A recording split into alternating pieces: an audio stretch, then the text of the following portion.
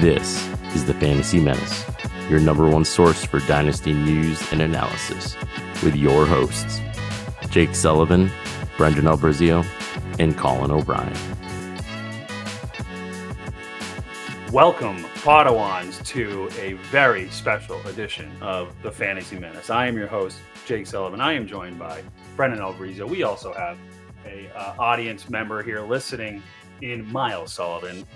Brendan and I are going to be on the mic, though. And today, we're doing something very special for the League of Record. We are doing a State of the League special for the Maestro League, which, Brendan, we need to talk a little bit about how we got to that name and how we got to this league. But what we're going to do today is, this is specifically for our League of Record, Brendan. We're going to hear the League of Record. Oh, yeah. I'm recording. We're going to go division by division. We're going to share with you guys our power rankings. We're going to talk a little bit about the state of the league currently for this year, the kind of the playoff race. But more importantly, we're talking about the state of the landscape, the dynasty landscape going beyond this season as well. And Brendan, we have used our True Rank system to formulate this power rankings, Brendan. Now, I want you to share a little bit about how we kind of do this, but to start, me, you, and Colin have put a lot of time into how we rank the players from a dynasty perspective throughout the season. We update the rankings at all times.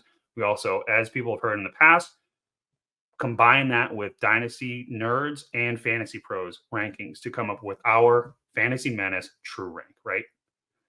The proprietary and most accurate Dynasty player ranking system there is, Jake. In all the world, yes. And what we need to kind of expand on a little bit is how we then formulate these power rankings, right? Because we have a unique roster system that we look at when we rank these players. Brendan, you want to elaborate on that a little bit for me? I do.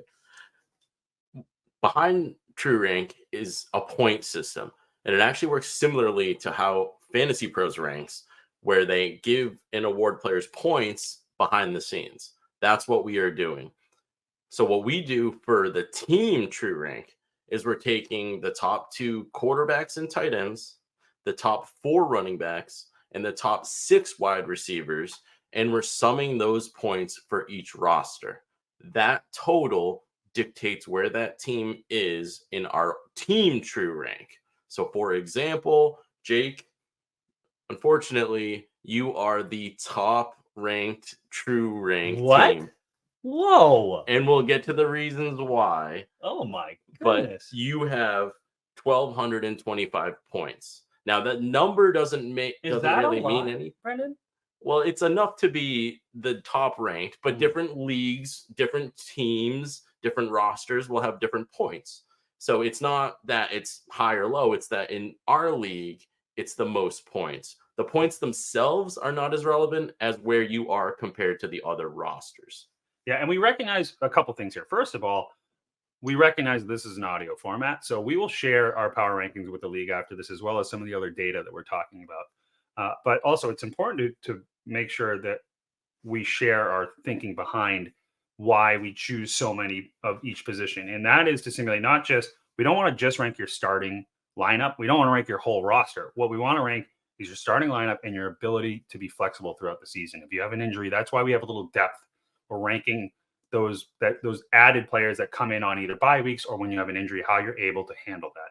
The other piece to this to keep in mind is that we do not evaluate your draft stock. If you have a ton of draft picks, but you're rebuilding, we're going to talk about one of those teams very shortly, then you're not going to be ranked very high in this because we don't evaluate draft stock. It's too volatile, and we'll get into that. So those teams may be ranked very low in our system right now and may see a major jump in the very near future after the next rookie draft or so on and so forth. But that's something to keep in mind. So if you're ranked low, but you have a lot of future draft stock, keep your head up because there's plenty of opportunity to jump up those ranks. Brendan, anything else I'm missing before we jump into this?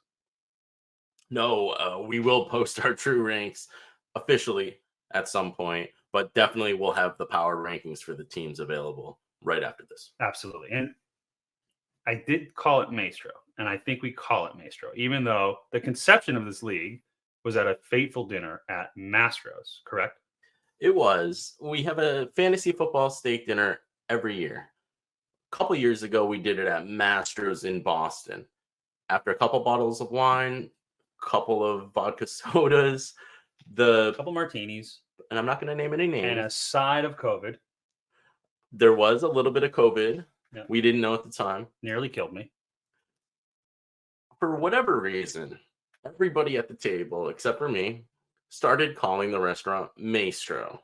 Because 5 of the owners were there that night, I just decided, well, we might as well call it Maestro at this point. And I think a couple months ago, I finally revealed to the ownership that it's not called Maestro, it's actually called Mastro. Okay, Brendan's protecting the simple one here, which is me. I'm dyslexic, all right? Give me a break. So let's move on. It's Maestro's. It has a nice little ring to it. It's our little special thing, okay? Let's jump into it, though, Brendan. Let's get in. We're going to go division by division. So we're not going power rankings. We're not going 1 through 12, 12 through 1. We're going to go it by division. We're going to try to capture kind of the feel of every team that we have here, give a little advice, give a little criticism, maybe a couple jabs here and there. Especially now that we have Miles sitting in the crowd here, we may give a few extra jabs to him there. But we're starting with the North Division, and coincidentally, that is your division, Brendan. That is Danger Zone's division. Now, I want to kind of compare you and another team in this, which is Fields of Dreams, Matt Sidman's team. But first, you are the defending champion. So I think we got to put you in a little bit of light here. You've had a lot going on. You both are sitting at 5-5 currently. Some similarities between your rosters, but also some very different trends that you got going on. Brendan, how are you feeling about your roster first and foremost? I feel about as well as one could feel at 5-5. I'm concerned about trying to defend the championship, if I'm honest. We appreciate that. What I thought were 2 awesome young quarterbacks, Mac Jones and Desmond Ridder. Ooh. I made a trade in the offseason for Kyler Murray, QB1. And he looked really good last week, but he's still playing for his job. So I'm holding out hope that he is going to help repair my quarterback situation. Because, Jake, when I build a team, I'm building through the air first. Mm-hmm. Quarterback, wide receiver, tight end. Those are my focus areas. And you can see in the composition of my team that my wide receiver room with Justin Jefferson is awesome. Mm-hmm. Keenan Allen, Amari Cooper, Nico Collins has been great. And then tight ends haven't been so good with Kyle Pitts, but still you can see the thinking there. And then the quarterback situation, as I mentioned, is sad. It's disappointing. And Kyler Murray is certainly the QB1 of the Lollipop Guild. There's no doubt about that. He is the number 1 munchkin quarterback out there, but he has been performing for you, so that is good. You do have an obvious weakness at running back, and that is how you typically build your teams. I think that is also a similarity for Sidman. Sidman is dealing with running backs that just are disappointing. Yours is a little more by design, though, Brendan. You're going by your aging. You kind of picked old veterans that you think can contribute around what you thought was going to be a strong quarterback group and certainly a strong wide receiver group. You, however, I would say have a little more of a soft build in front of you. If you need to turn this team around by the end of the season, you have some really good pieces to keep with you in Justin Jefferson, in Kyler Murray, in Nico Collins, in Devontae Smith. And then, like you said, you like to build your team where the running back is the last thing you address. And that's really where you've set yourself up here. You do have some guys aging out, no doubt about it. Keenan Allen, not sure if he's going to make it to the end of the season. The guy is certainly performing, but he's hurt again. He's getting hurt every single time. And the guy just looks like he's getting more and more frail as we go. He's turning into paper mache. You're also right in the middle from an average age standpoint on our rankings. You rank 6th in average age, meaning you're the 6th youngest team, right? So definitely a lot to talk about here. And you're 5-5. Let's spend a little more time on the other 5-5 team we've been talking about, which is Field of Dreams. So he's been aggressive, Brendan. You got to give Sidman credit. You have been a critic of a lot of the trades that he makes. I think that is pure jealousy. I think you get very jealous that he makes trades with anybody but you and your pathetic offers that you clearly make time and time again and act surprised when they get declined. But you got to give him credit. Hats off to him because he's been very aggressive. And I didn't expect the aggressiveness out of him. He picked up Justin Fields last year and Sam Howell this year. Both of them, were they both for a first and a second? Yes, the exact same package. Yep, a first and a second for both quarterbacks. Yeah, both from me. One I certainly deeply regret in the Justin Fields. I said Miles, actually, our audience member here. Are you prepared to apologize on the microphone to Matt Sidman for giving him so much crap? How many games has Fields played this year? Okay, injuries. That was not what you were assessing. All right, I think we're getting a no we're moving apology. on. Miles will not be apologizing. We are moving on. He has not learned his lesson as of yet. However, what we're looking at here with Simmons' team is he's taken a lot of risk, and that's really good. The future, though, the pieces that he has long term are concerning. I think if you look at his roster from ability to win this year, if he gets into the playoffs, be careful because he's got a lot of really solid pieces in Saquon Barkley, Aaron Jones, Devontae Adams, Cooper Kupp, James Conner's now back. Russell Wilson is kind of stepping up a little bit more. But those future building pieces that he has are A, uncertain, and B, very few. In Justin Fields, Sam Howell, both of them, you don't know where they're going to end up. And then you got Michael Pittman.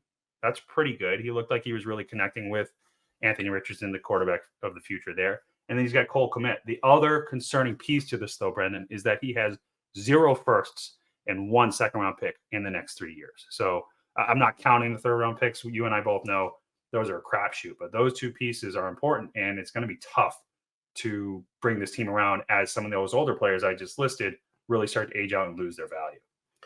He reminds me of the Miami Heat in the NBA. He's got a bunch of gamers.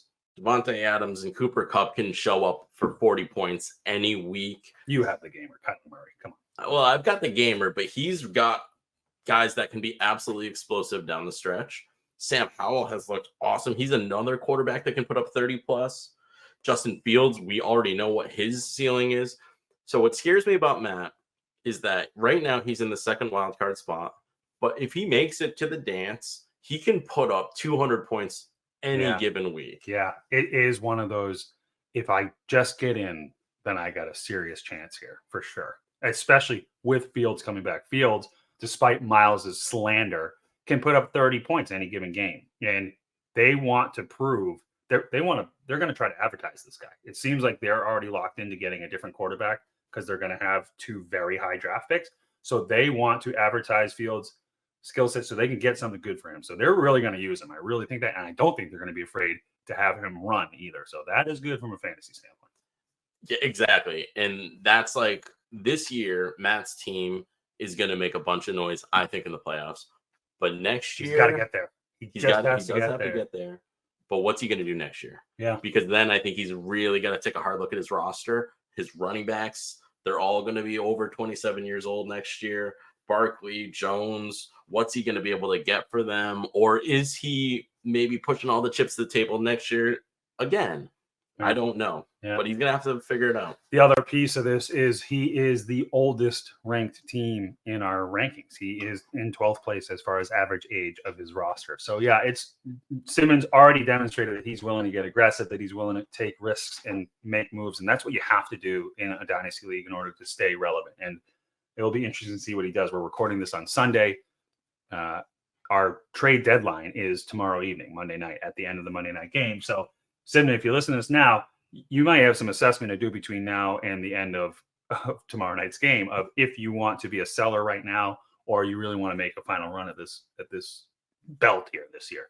Let's move to the final team of this division, the division that we are calling a fight for the division. And I would think it's safe to say that slap at the best, Adam Bessel is not in that fight, right? And that is by design. He is 2-8. He is our team true rank 12th place. But again, he's the one that I'm really talking about when I'm saying we aren't evaluating his rookie picks as a part of his strength. And he could be one of the ones that really jump up in the next couple of years, because let me just list out the picks that he has for first and second. I can't believe you got them all down on paper. Yeah, it took a little bit. He's got 2024 second. So he's kind of punting on this coming off season, but then he has 4 2025 firsts. He has a 2025 second. He has 6 2026 firsts and 5 2026 seconds. So it'll be interesting to see what he does with all that. If he sits tight and actually uses those picks, or if he starts piling them together to start getting some stars or some draft picks in this upcoming draft, whatever it is. But he has a ton of flexibility there, Brendan. One thing I want to point out, and it's a lesson that any of us that have gone through a serious rebuild have learned, is picks aren't all that. And they don't always pan out the way you think they're going to. And we actually did a study on this, Brendan, where we went back to 2017 and took every pick in the first 2 rounds and rated them on a stud rate, a starter rate, a bench rate, and a bust rate by pick. And we define a stud by a top 12 asset. They finish the season as a top 12 asset. A starter is top 24 that they finish in that. So you can start them with confidence. And just going through this, and this is something else we will share, but it is important to kind of capture here. The success rate of the picks, a stud rate, picks 1 through 3 is less than 50%. It's 47%. I was shocked when I saw this. It drops to 33% from 4 to 6. It drops to 27% from 7 to 9. Starters are also concerning in that way. And then when you start talking about second round picks, it's low. There are 0 starters, or sorry, there are 0 studs from picks 16 to 24 in a Superflex league. That's insane to me. So it is something to keep in mind. And again, we'll share this with the league. It's important to pay attention to because you go in, you think that these guys are going to be big hits, and then they turn out being N'Keal Harry. Oh, Yeah. I picked him second overall, as many people did in the rookie draft. Clyde Edwards-Helaire, you know who I'm talking about, Yep. right? Jalen Reagor, I don't think he was a top 3 pick, but you certainly thought he was going to be something special.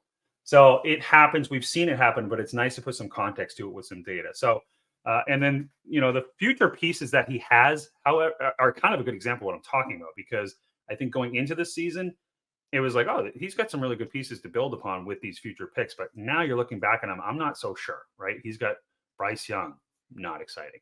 Rashad Bateman, he traded for this year, which looked like a good trade. I think he gave away David Montgomery for Rashad Bateman. Not looking like a good trade regardless. Rashad Bateman, I think he finally had a touchdown on Thursday. Is that right? Or is it last weekend? He had a touchdown on Thursday. He did. Okay, so that's good. But still, I don't think you're gaining any confidence in his usage. Gabe Davis, Jalen Hylett, Alec Pierce, all of these guys you can't count on. So it is a good thing to point out. The one piece that he does have that anybody that grabbed this player almost feels like it's a mistake, but it's Puka Nacua. And that is an unbelievable piece to have. So good for him. He might be one of the ones that breaks the trends of stud rate, right? That 0% from pick 16 on. So it's going to be really fun to watch Adam and what he does with his team. We may have to wait a few years to see what he does, but I love the dedication that he has. He has been very aggressive in making trades. Again, an awesome contributor to a really strong league when people are aggressive like that and willing to make educated guess trades, right? Not just trading for the sake of it, but he makes smart trades and it's fun to watch. He's got a strategy. So he's tearing down, ready for a rebuild starting in 2025, in 2026. But you pointed out the risk that comes along with these draft picks. He's got to hit. Based on what he's got on his team, he actually may be looking for 2 quarterbacks there, because I think the players that haven't developed yet are really, really unfortunate for him. That's Bryce Young, Rashad Bateman, and Gabe Davis. Yeah. If they were on a good developmental track, I would look at his team and say, ooh, he's got a lot. He's got those 3 guys, plus he's got Puka. He is really building through the air. But Gabe Davis has just been Gabe Davis. Rashad Bateman hasn't done anything. And Bryce Young, really, really concerning what we've seen so far in his development. Yeah. Yeah, but again, this will be fun to watch. He's got plenty of other pieces to correct this. And again, I'm interested to see what he does with those. Does he use them or does he trade them and kind of combine them and all that? So maybe our little study here might change his mind. Who knows? We may have a nice little positive impact. Go get him, Bessel. We're going to have fun watching this one. Let's move on to the Southern Division here. This one is the one I call the good and the uglies. This one consists of Master Builder Mikey. We have Lances with Wolves, Matt Olson, and then we have, Smith Jackson, which is Matt McHugh. Matt McHugh doesn't even have Jackson Smith and Jigma on the team anymore, but he's keeping the name. I respect it, as well as Matt Olson keeping Lances with Wolves when Lance is clearly not a key piece to his team anymore. But let's start with Mikey when we're assessing this division, because Mikey, to me, certainly is the odds-on favorite to win the league this year. He's sitting at 9-1. He is the number 1 seed. He is our true rank 3rd. So he's got a lot of value from a dynasty prospect as well, or perspective, excuse me, and just a powerhouse across the board. Brendan, what are you seeing here that you love? Well, I'll tell you what I don't love, and then we'll get to what I do love. All right. Every week when that damn weekly report comes out, I feel like Mikey's team is the top scoring team. I even texted him. I said, if you show up one more time, I'm going to throw up and I might delete this league. He's 9-1. It's just been unbelievable. And the thing about his team is he's doing it without a key running back really exploding. He's got Javonte Williams, Tony Pollard. Okay, Josh Jacobs has been doing well. Yes. And Raheem Mostert. Yeah. Raheem Mostert's been great. Josh Jacobs has been great. But that's it. Javonte has been good and looking on the up and up. Yeah. But Tony Pollard's been a disaster. Oh, Tony Pollard is a bum. We don't need to spend much more time on that. If you listen to some of our previous episodes, you know my stance on that. And I think Mikey and I have actually had a debate on Tony Pollard in the past. But Javonte is certainly seemingly to step up right when Mikey needs him for this push too, as well as Trey McBride, somebody that we've been talking about, Brendan, that I think you're finally coming around to, even though I've been saying I told you so all along. Actually, excuse me. He traded away Trey McBride. That's right. That was actually the trade that he made to get Javonte Williams. He traded away Trey McBride, a 2025 first, which is actually quite Toasty's pick, and 2 thirds. So actually looking better from both sides. I think when he made the trade, we had no idea what was going to happen with Javonte Williams. And then McHugh's on the other side of the trade where he's got to be pretty excited about Trey McBride, right? He's certainly emerging as a tight end that you can trust. The other trade that Mikey made to make this team so strong was with me. I still don't know how I entirely feel about this, but I did trade away CJ Stroud and Jameson Williams. That part's okay. For Breece Hall and Bessel's second round pick, which is certainly looking like it's going to be the 201. I've already flipped that pick and gone and received Jackson Smith and Jigaba along with Kyron Williams package with that pick. But anyways, I am regretting that. I regret it. I got CJ Stroud at the 106. You guys let him fall to me, but I already had Anthony Richardson. I already had Trevor Lawrence. We're going to talk about my team in a little bit. I needed a running back. I got who I still have as the RB1, but this is Superflex, and it is tough to swallow right now, seeing how good CJ Stroud is playing. You've traded CJ Stroud, Sam Howell, and Justin Fields at this point over the past 18 months. This is correct. How do you feel about the 3 trades? Which one is the most painful to you? CJ Stroud. Well, I don't know. See, to me, it's Fields, actually, because I think I could have gotten way more value for Fields if I waited a little bit longer. The shining light there was that I had no intention of winning that year. So I did end up getting the 101. That was really important to me. And if I kept Fields a little bit longer, I may have not have gotten the 101. So I'm trying to find a silver lining in everything I do. The CJ Stroud trade is another one where I certainly could be getting a lot more value than what I got. But I'm really happy with Breece Hall. So it's between those two. The Sam Howell one I'm fine with. A first and a second, I think, is good value.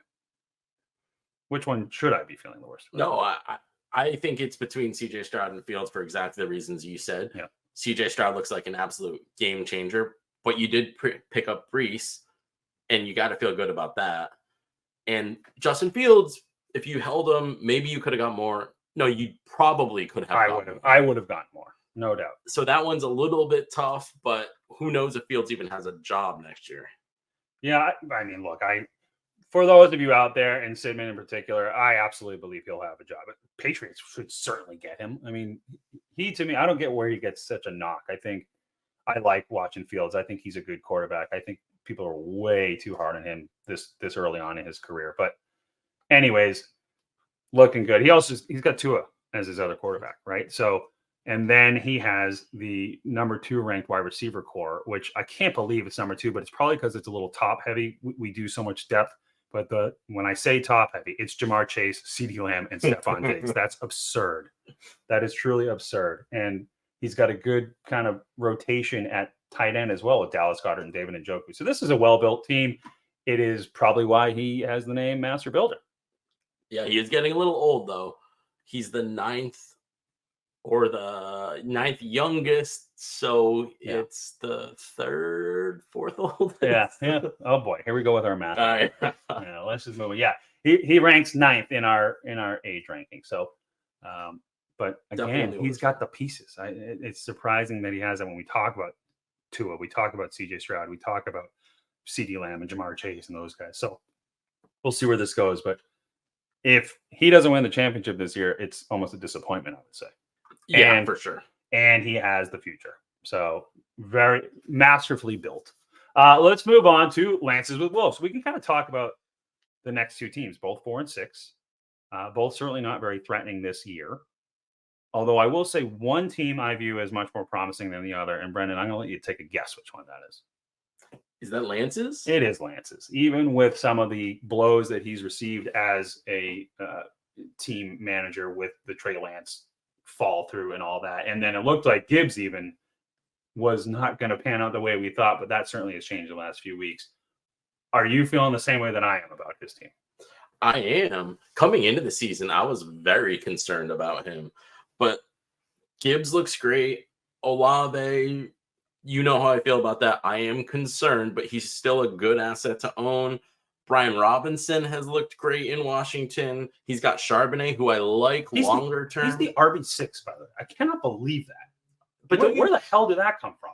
Don't you feel like that's because running back has not been just generally a good position this year? Sure, He's had couple boom weeks, but I mean, maybe, but he's been good. They're using him. He's getting the volume. He's getting the production. So that is a sneaky one there. And then let's talk about his tight ends.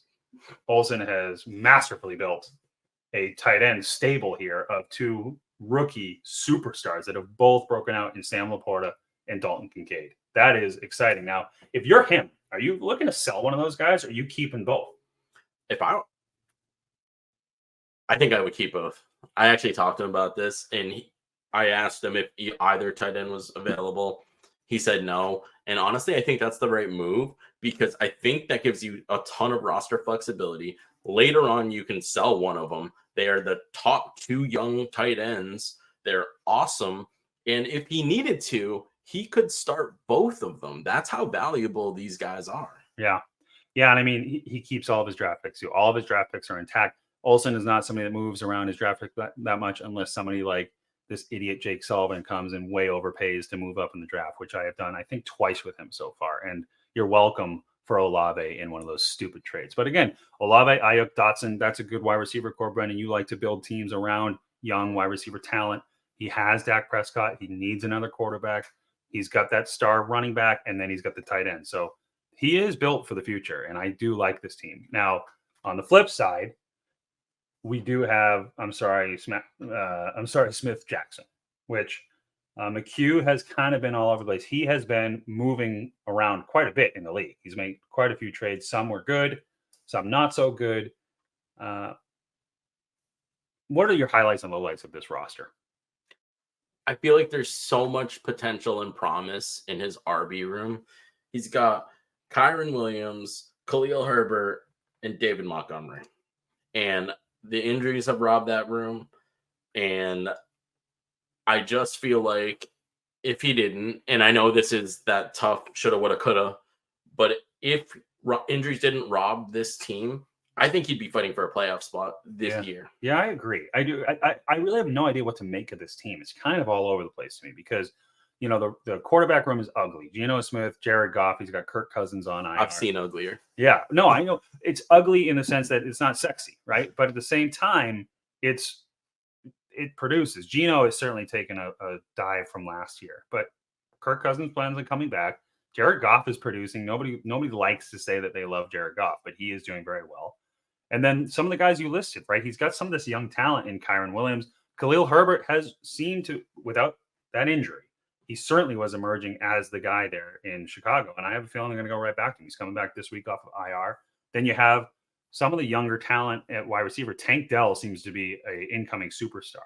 He was a nice little surprise for McHugh. And then also he's got Christian Kirk, who is just Mr. Solid. Everybody was worried about Calvin Ridley at the beginning of the season. I don't think you're worried about him anymore. He's still only 27. He's certainly on.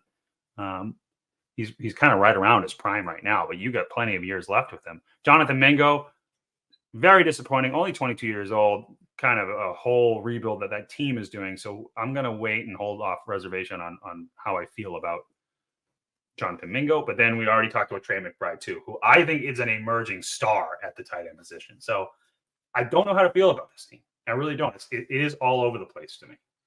It's like a Rorschach test. when you look at that team, you can see 3 young running backs as a core, 3 youngish / in their prime wide receivers, and Trey McBride, which if you like those players and believe, then I think that McHugh's in a great position. But if you have doubts, which I know a lot of people do, then you could see his team as somebody who probably needs to go into rebuild. So McHugh's team, depending on how you feel about Trey McBride, Khalil Herbert, and Kyron Williams, I think, is either in a great position to compete, or he might need to be going the other way and picking up some draft picks. Yeah, and he has picked up some draft picks, right? He only has a 2024 second, but 2025, he's got 2 firsts.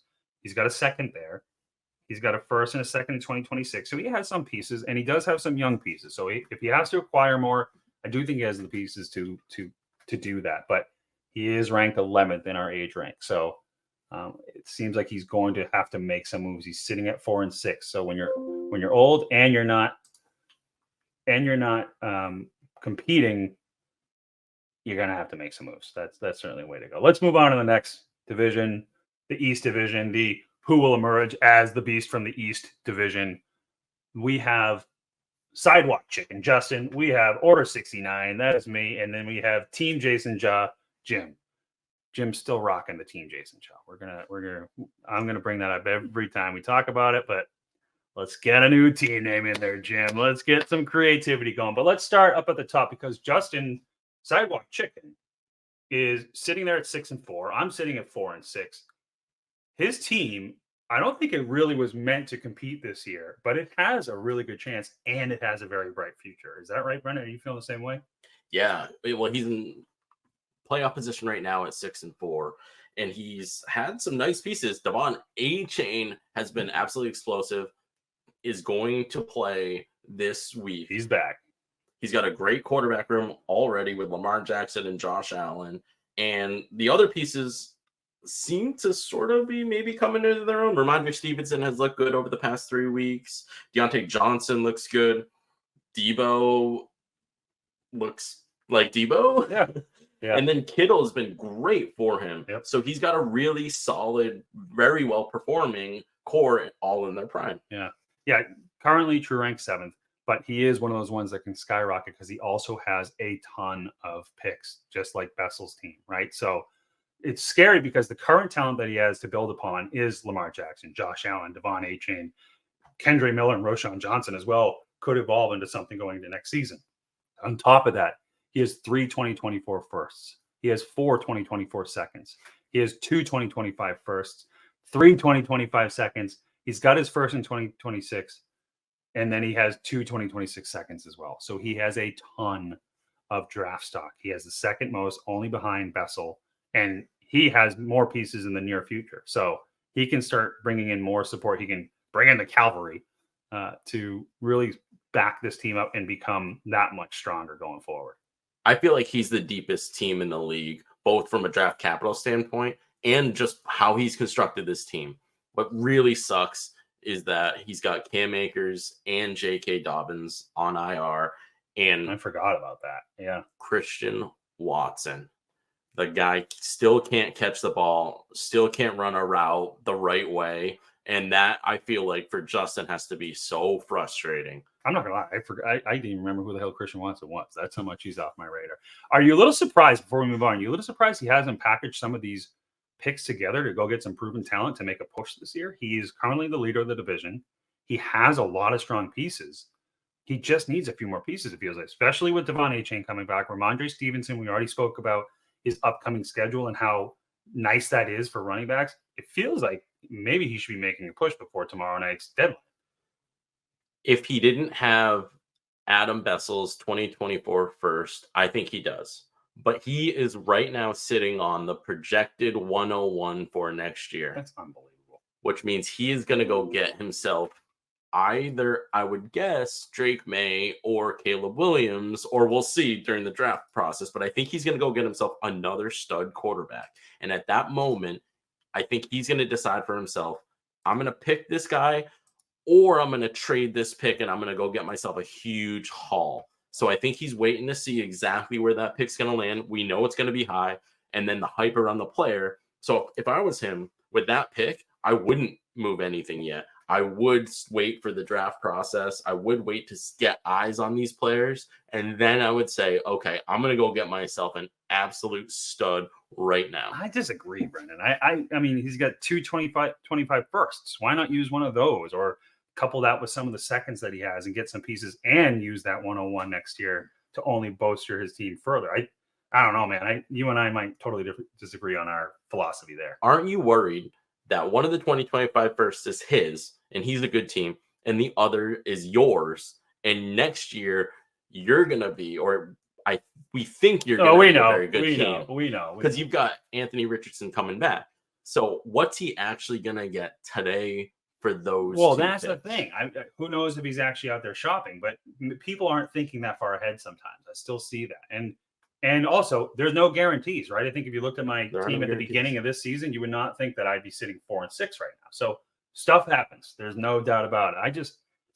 This team has so much draft value and has such a good core that he's just a couple pieces away, it feels like, from competing this year. And he's the leader of his division. It looks like he's locked that up. I'm not trending in the right direction to take that away from him. So he's going to make the playoffs. Why not make a push? That's where I am with that. Now let's move on to me, because we are talking about me. Order 69. Love it. I am true rank number 1. Thank you very much. And again, we use Fantasy Pros and Dynasty Nerds Dynasty is one of my leagues that I'm in. Dynasty Nerds to make sure that we're not too biased here. And I think they are in consensus. I actually showed you their specific power rankings. I'm also number 1 there, Brett, and I will continue to brag about that. It is the youth movement. I am very happy with the team, but I have made some moves. I have thinned out my quarterback room. Brennan, I asked you to kind of write the notes on this outline because I don't want to just boast about my team too much. Make no mistake, Jake, not on the mic, will boast about his team all the time.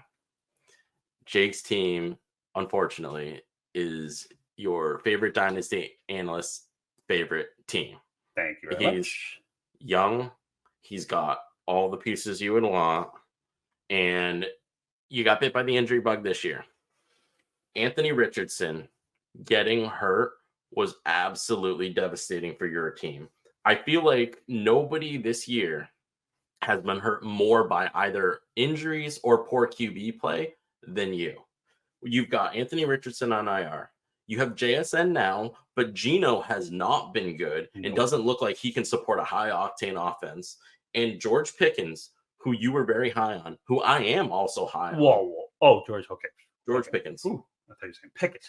Kenny Pickett cannot support even a half wide receiver. He can support one wide receiver, and unfortunately, it's Deontay right now. So you've got 3 very key pieces that are not performing, all because of the quarterback, the QB apocalypse we have had this year. Tila also has got to step it up, all right? I know, look, we talk about the freaking Matt Ryan comparisons. He needs to step it the fuck up. Okay, look, I'm going to use that word, all right? He needs to step it the fuck up. Come on, Tila, let's go. I will say, too, just a little thing to brag about, average age of 23.2 years old on my roster here. That is number 1. And can we talk for a second that you are the number 1 wide receiver room today? But I think that's because of the trade that you just made. Miles, get over here. Come on. Miles and I just made a big trade. And I just want to read your 4 wide receivers before we have our special guest, Miles Sullivan, on the mic. The top 4 wide receivers you have: Garrett Wilson, Drake London, T. Higgins, DJ Moore. Beautiful. Love it. Let's talk about the trade. Who are the 2 behind him, though? Just out of curiosity. JSN and George Pickens. High hopes. He's got high hopes. Okay, Miles. Can we talk about what the trade was first? And then I'd love to hear the perspective from both sides. What was the trade that just went through for Garrett Wilson? So I gave up a first. I gave up Zay Flowers. I gave up Evan Ingram. And I gave up Tyjae Spears. And the first is in 2024. The second, which was also in there, is 2025. Oh, yeah. There was a second, too. Evan Ingram, Tyjae Spears, and Zay Flowers. Yes.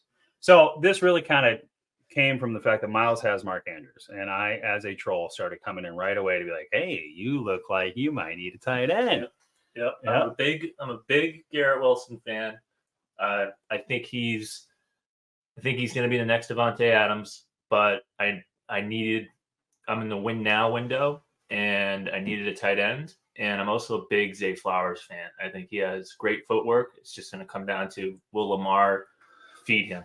Yeah, and I'm not gonna lie, we went back and forth on that wide receiver piece between Zay Flowers and George Pickens. I would have been much happier if I only had to give up George Pickens, because I am still very much a high believer in Zay Flowers. I know he's kind of dwindled a little bit this season as the season's gone on, but now with Mark Andrews out, I think he's going to get peppered again, and his value is only going to go through the roof. And I really do believe Zay Flowers has like Antonio Brown level opportunity. I think he's that good. And if this offense continues to go into that Monken system and really start passing it more, he's going to emerge as that superstar. I'm not worried about Odell Beckham. I'm certainly not worried about Rashad Bateman. And then Mark Andrews he's coming back from a pretty serious ankle injury, it seems, at 30 years old. So they're going to start tapering off a bit, I would assume. So that part really hurt. Evan Ingram, I'm fine with getting rid of him because I had TJ Hawkinson. Miles was really pushing for me to put TJ Hawkinson in the trade, but I was like, I can't do that. There's no way.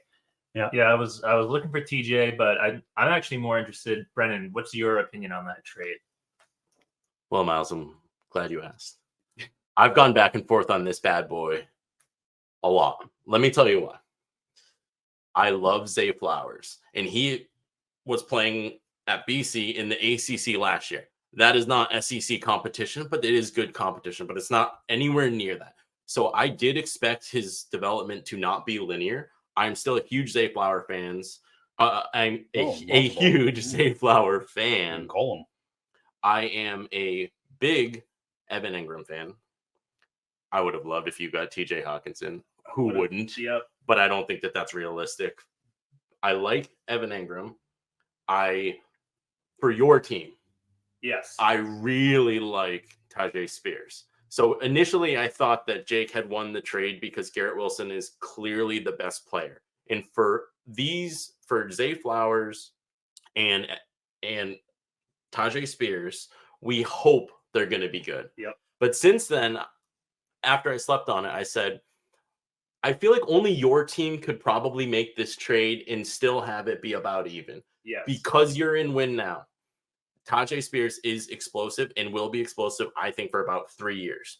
So your window is now. You've just picked up an explosive running back. I do believe in Zay Flowers. Evan Ingram is plug-in right away, and he's going to be a low-end tight end one for you. And you picked up 2 high picks. So I initially thought that Jake won it because Garrett Wilson, again, is the best player. I've since said I think it's about even. Yep. Jake wanted Garrett Wilson, but you picked up an awesome running back, an awesome wide receiver, very young, great picks, and a plug-and-play tight end. Yep. And Miles's true rank actually went up. I paid attention to that when I changed it in the format. It went up because it added the depth. And I think a key piece to this is that he has Derrick Henry and he has Tajay Spears. And I think we all feel like we know that Derrick Henry is moving on. And now all of a sudden, Miles will have 2 pieces that are going to be really big for him in that running back group. And we are high on both Zay Flowers. I think we're higher than consensus on both Zay Flowers and Tajay Spears, but I'm very confident that the world's going to catch up to us on that one. So I liked it, Miles. I think that's good for both of us. One last thing I will say, too, is I know it's a good trade when Matt McHugh agrees with the Finally. Yep. Well, he was like, whoever had, I'm curious if he knew which side I was on, if he would have said the same thing, but it's literally, I think, the very first time that McHugh hasn't been furious about a trade that somebody made with me of like, this is a stupid trade. How can you give Jake terrible trade? Come on, McHugh. But thanks for finally changing. Miles, thank you very much. We're coming up to your team very soon, but let's move on to the final team of this division, which is Team Jason Job. Big Jim, he is sitting at 3-7. He is our true rank 9th. Brennan, I just feel like this team needs a strategy. You know, I was looking through this. I don't understand the path. And he's missed a little bit on some draft picks like Kenny Pickett. I think that was I alluded to earlier my trade with Olsen where he got Olave. That was because Jim went and got Kenny Pickett at the 106 where I thought Olave was going to go. I still think I would have taken Olave over Pickett, but it is super flex, so you can't blame him from doing that. What are you seeing here? Because it feels like, to me, time is running out for this team to not fall into a really deep hole that they have to really start to rebuild from over the course of 2 to 3 years. And if he doesn't take action, that I feel like it's inevitable. Coming into the season, I was a lot higher on Big Jim's team than I am now. He had Aaron Rodgers, Kenny Pickett, who looked like he was on a really good developmental path, were his starting quarterbacks. And then he had Will Levis, who we didn't really know about, but I thought was worth a stash. Absolutely. He's just not been performing the way his team would need to compete. And I feel like he was initially set up in win now, and he's made some good draft picks, but they just haven't gone that way. So his draft or his capital from the drafts, those players, he's just struggling because they're not what he needs them to be. And now he does find himself in this situation where he's an older team. He's relying on Christian McCaffrey, Tyreek Hill, Mike Evans. Those are great redraft players, but really, really concerning, especially at 3 and 7 for a team to still be holding these. I do think he needs to decide right here, right now. If next year he does believe Aaron Rodgers can be a QB1, then he does have to go all in because he's got all of his draft picks. So I think he's got to be thinking about moving some of those in the offseason if he really does believe he's going to get Aaron Rodgers back at QB1. Yeah, and I mean, some of the upside, he has Will Levis. I think if you look at the pillars that he has to build upon for the future, they're not ideal. I'm not excited about it if I'm him. And he does have, you just listed a bunch of players, a couple of the other older players that would be really helpful towards a contending team that unfortunately are either just underperforming or injured, are also Darren Waller and Michael Thomas. Yeah. So all of those guys, CMC, Tyreek, Waller, Evans, Michael Thomas, they're all on the other side of that value, growth where they're really starting to shrink, and it's only going to continue to shrink. Those pillars are to grow upon are Pickett, are Will Levis, are Rachaad White, who has emerged as somebody that's exciting to see, that I don't think any of us were high enough on, probably still aren't high enough on. And then Hollywood Brown, who now has QB1, as you said, of the Lollipop Field back. So this is another one that's going to be interesting to watch, because I think Jim's got to get aggressive. I think if he doesn't put his ear to the ground, he's not going to hear the Buffalo coming. I think this could be real bad if we don't see a little more aggression here. He is 10th in the average age. He's 11th in tight end. He's 10th in QB. He's 8th in wide receiver, but he's 4th in running back. And like we've been talking about, it's kind of the inverse of what you want for a team that is currently sitting at 3 and 7. You'd rather his running backs be suffering and have kind of some of that youth in that future in the wide receivers, in the quarterback. So I think there's some work to be done here. A little bit, yeah, for sure. Yeah. Now, moving on to our final division, we have the West Division, also known as the Thunderdome, and quite toasty. We have two kind of powerhouses here. One of them is our co-host, who couldn't be with us today. He is flying back from Lithuania. The other is Miles, who was just on the mic a minute ago. But let's start off with Miles, since we already talked a little bit about it. Taking a Browns Def Hurts. A+ on creativity with the team name. I love that. He's sitting at 7-3. He is the number 2 seed. He had a very disappointing exit from the playoffs last year. I would say he was the favorite last year. He is the one that, if I'm Mikey, I'm the most afraid of. He is our true rank 4th team right now. Running back depth is a concern, but we just talked a little bit about that. DeAndre Swift has been a really nice development for him. Derrick Henry, not so much. He's got a bright future as well. That wide receiver core is awesome. He had awesome wide receivers along with Garrett Wilson. I think that's a reason why he was able to make kind of a risky trade like he did.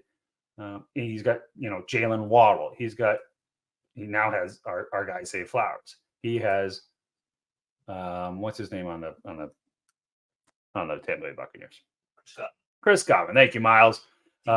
DK Metcalf as well. So a very strong wide receiver core. Godwin's got to step it up a little, but he will. He's still got age. He's still got a future in front of him. We know what he can do. Brendan, where are you on Miles's team? And don't hold back just because he's sitting behind you and he's 6'8". I'm not gonna. Is he really 6'8"? Yes. Okay, Yeah. Oh, okay. Here I'm we go. changing everything I was Much- about to say. Much I'm just kidding. Much softer tune coming in here. Here's the thing about Miles' team. I really like Miles' team down the stretch because he's got Jalen Waddle, DK Metcalf, and Chris Godwin. And these three guys have not been performing the way we want them to perform in the first, what is this, week 11? So I guess like whatever the math is. Oh boy. He has not been getting what he wants. These guys are still very high wide receiver ones, which means to me, in the second half of the year, they're going to turn it on. So he's got three guys that he really needs to perform, haven't been performing, but down the stretch, I really do believe you cannot keep Jalen Waddle, DK Metcalf, and Chris Godwin down for an entire season. I don't believe that the talent is too high. So for the playoff run, I am very scared of Miles, assuming I even make it. I'm actually very scared of all these teams in the division. Even though quite toasty right now is at 5-5, he can make some noise too. But Miles against Mikey is absolutely, him and Mikey are probably 1A and 1B. Must watch matchup. 100%. Now, we left out, I believe, and we are recording this, and we're not going to make any edits here. So this is going to be raw. So I might be wrong here, but we left out kind of the key piece here: his quarterbacks. Oh, number one QB room for great reason. Patrick Mahomes and Jalen Hurts. That is unbelievable. And again, I remind us the trade that Miles ended up making to get Jalen Hurts ended up being the 110 for Jalen Hurts. That's just unreal value. And it has been a major piece to why he is such a juggernaut in this league. And again, Miles has a little bit of everything here. He certainly can compete right now. He's certainly worried about Derrick Henry, but I'm not too worried about it. Tank Bigsby too. Look, I think we expected much more from him and much less from ETN this year, but I'm not convinced that come next year, we're going to start seeing more and more of Tank Bigsby. I still like the talent.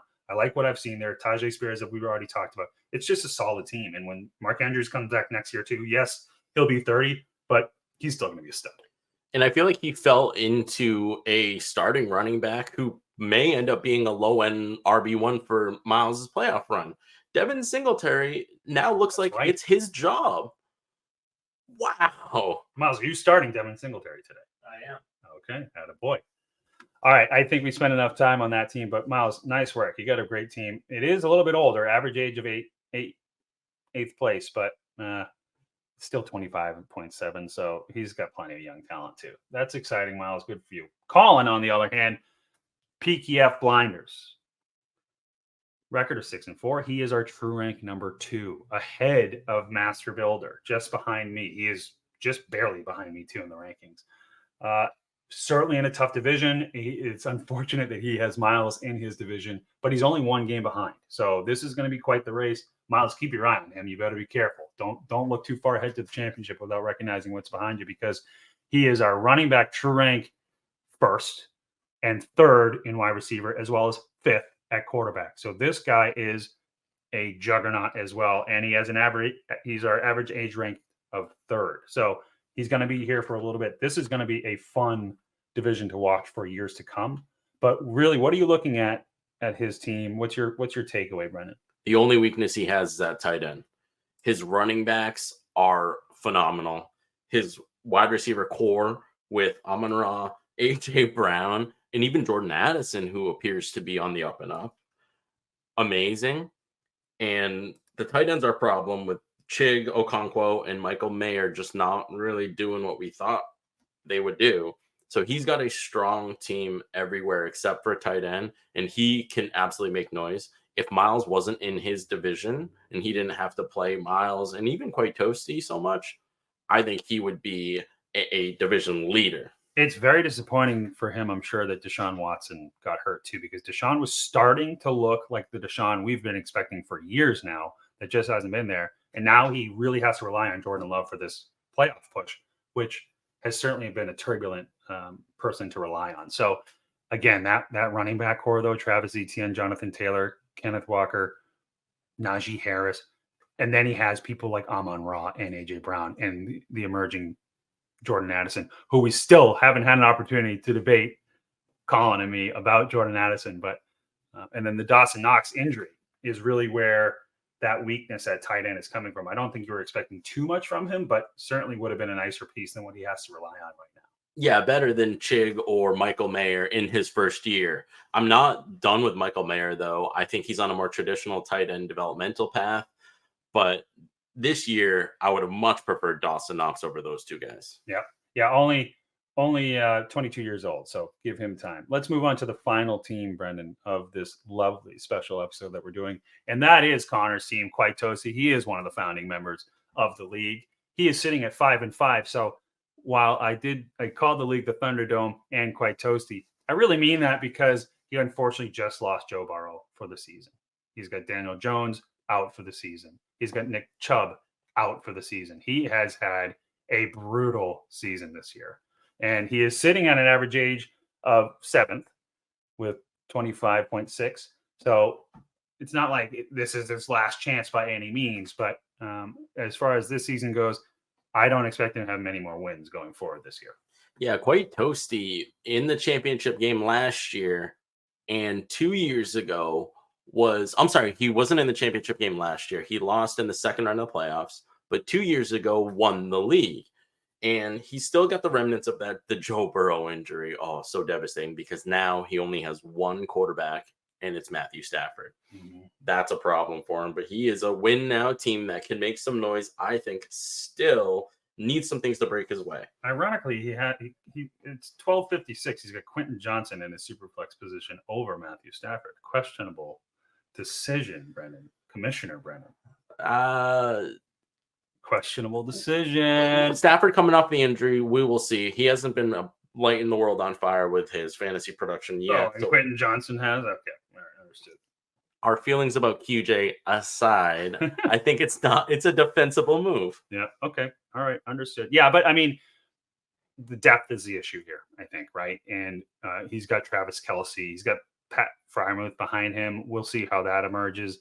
The wide receivers just aren't panning out for him. Jerry Jeudy has been extremely disappointing. Rashee Rice, there's a little upside there. Rondale Moore might start emerging again now that QB1 is back. Marvin Mims has been up and down. We'll see if Judy's probably going to move on, so Mims might have a brighter future going forward after the season. But yeah, this year it's definitely disappointing. But as you pointed out, he's already won, and championships live forever. So nice work, Connor, there.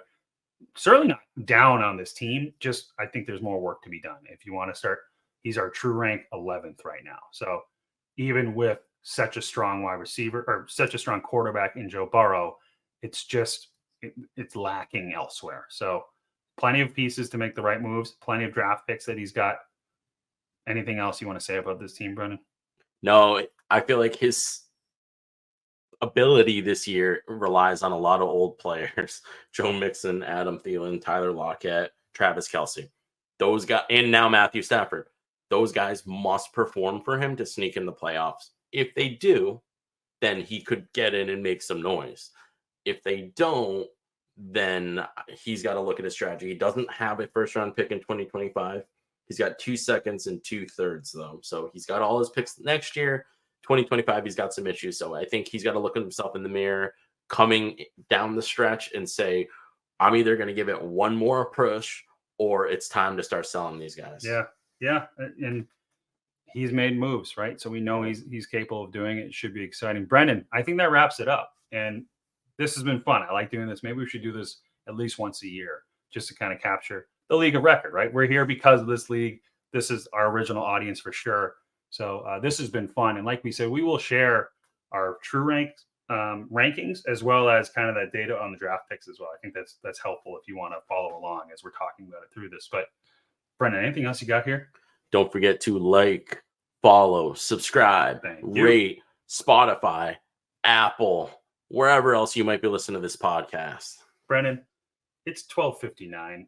I just bought NFL Sunday Ticket. We're going to go watch some NFL Sunday Ticket and have a whole blast here watching our teams, all of our wildest dreams come true. Audience, we will see you. We're going to have a Thanksgiving special episode, I believe, right? We're going to go back into kind of our preview, got a lot of good games coming up next week. So look forward to back to our original schedule next week. Until then, we'll see you later. We're out.